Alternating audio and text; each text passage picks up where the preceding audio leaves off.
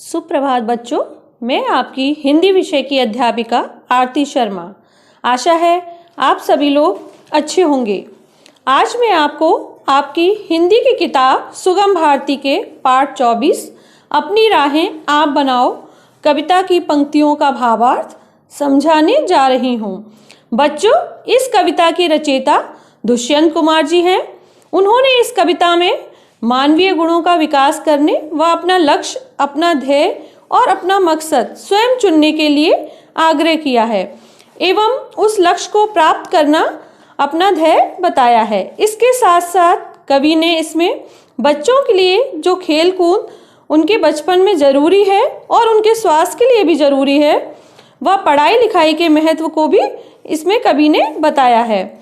परोपकार के कार्य करने के लिए भी कवि कहता है तथा अपने निज अधिकारों की रक्षा करने के लिए भी उन्होंने यहाँ पर बच्चों से आग्रह किया है। हमें अपने निज अधिकारों की रक्षा करना बहुत अच्छे से आना चाहिए। तो बच्चों, अभी मैंने आपको इसमें कविता में कवि ने क्या बताया उसका थोड़ा सा सारांश दिया है। अब हम कविता शुरू करते हैं। बच्चों, आज की हमारी कविता है अपनी राहें आप बनाओ। सबका आदर करना सीखो, खेलो कूदो खूब किंतु कुछ पढ़ने में भी चित्त लगाओ। मत खोजो पद चिन्ह किसी के, अपनी राहें आप बनाओ। पथ के कांटों पर फूलों पर संभल संभल पर धरना सीखो। तो बच्चों, यहाँ पे कवि ने इसमें बच्चों के मानवीय गुणों की शिक्षा प्राप्त करने के लिए कहा है।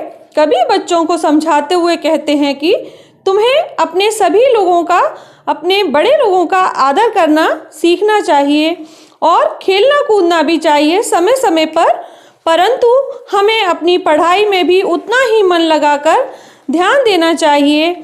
किसी भी सफलता के कारण के पीछे मत भागो, बल्कि अपनी पहचान खुद बनाओ। जीवन में बुराइयों और अच्छाइयों दोनों का सामना करना पड़ता है, इसलिए तुम्हें हमेशा अच्छाई के रास्ते को ही चुनना चाहिए और यह देखना चाहिए कि हमारे लिए कौन सा रास्ता बेहतर है और कौन सा नहीं।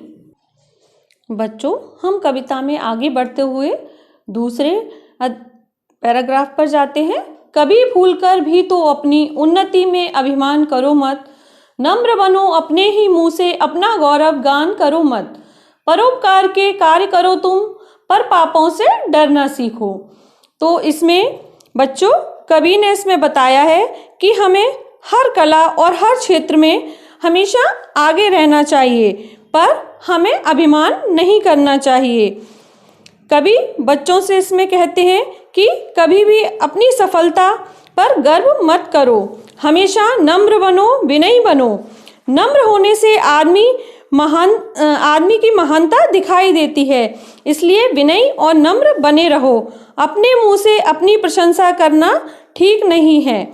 अपनी प्रशंसा करने का या कोई बड़प्पन शोभा नहीं देता है। यदि तुम परोपकार नहीं कर सकते हो तो ना सही, परंतु पाप भी मत करो और पाप करने से डरो। बच्चों, बिना ध्येय के पथ पर अपने 2 क्षण रुकना ठीक नहीं। विपत्तियां आती हैं लेकिन उनमें झुकना ठीक नहीं। निज अधिकारों की रक्षा में हंसते हंसते मरना सीखो। तो कवि यहाँ पर बता रहे हैं और बच्चों को समझा रहे हैं कि कवि ने बच्चों को समझाते हुए बताया है कि जिस रास्ते पर कोई उद्देश्य ना हो उस ओर हमें अपने कदम आगे नहीं बढ़ाना चाहिए और ना ही अपना समय वहाँ पर बर्बाद करना चाहिए या गंवाना चाहिए।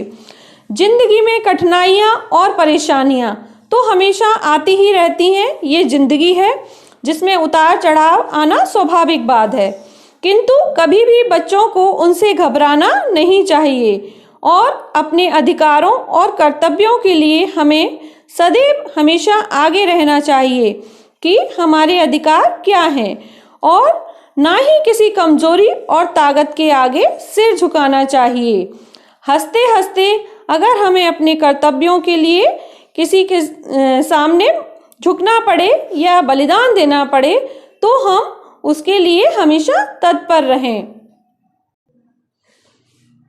तो बच्चों, जैसा कि आपने देखा, हमने ये कविता का भावार्थ आपको समझाया। आशा है कि आपको ये भावार्थ समझ में आ गया होगा और आपको कुछ ही टाइम में इसके नोट्स भेजे जाएंगे, तो आप घर पर रहकर ही पुस्तकों का अध्ययन करके और नोट्सों का उन भावार्थों को याद करिए और ये सभी परीक्षा में उपयोगी हैं, परीक्षा में पूछे जा सकते हैं।